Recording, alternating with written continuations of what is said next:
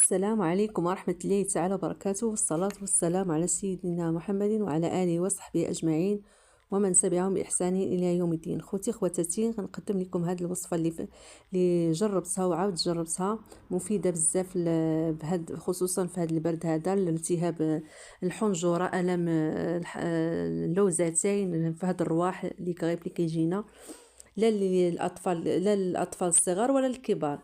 كنستعملوا هاد خديت 3 الحامضات، غسلتهم مزيان، فص كبير ديال الثومه والزعتر، بحكم انها دابا في فبراير مارس، كيكون فبراير يناير كيكون الزعتر خضر، كنستعمل خضر. كان ما كانش عندكم استعملوا لي داك الزعتر اليابس، ومعلقه صغيره ديال القرنفل، وكنحليه بطبيعه الحال ب3 معالق او 4 ديال العسل. اللي متوفر عنده العسل الحرية مرحبا، اللي ما متوفرش غير داك العسل ديال المحلات اللي كنشريو.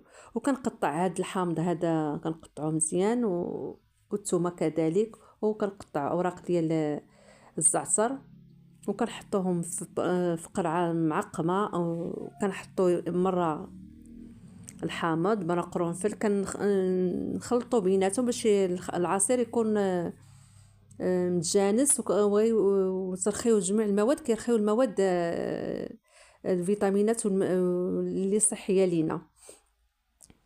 وكنحليه بشويه العسل، 3 المعالق 4 هكاك.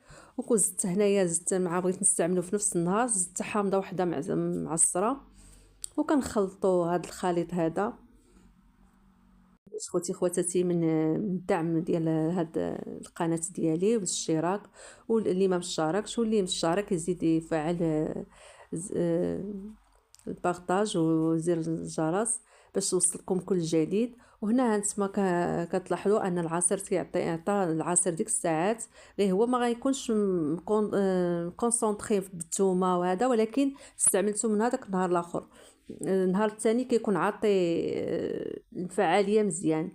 وكتشربوه يعني في كل مره، في الصباح، في الظهر، في العشاء، قبل لا ينعس الواحد ملي كيفيق، سورتو ملي كيفيق الواحد، كيقتل ديك الميكروبات اللي كتكون عندنا في الصدر، وهذا لا ليا لا لوليداتي كنستعملهم. واحتفظت به يعني غير الحال بارد، احتفظت به غير على برا على الثلاجه، يعني ولا كان الحال سخون ولا هذا ممكن نستعملوه داخل الثلاجه.